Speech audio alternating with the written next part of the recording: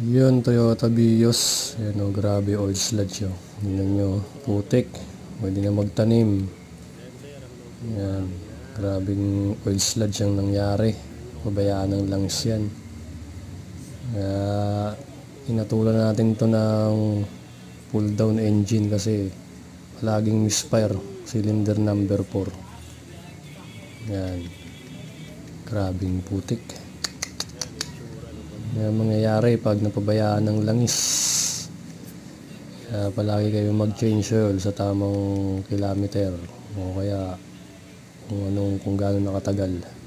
Ayan, valve cover nyo. Ayan o. Parang chocolate, black forest.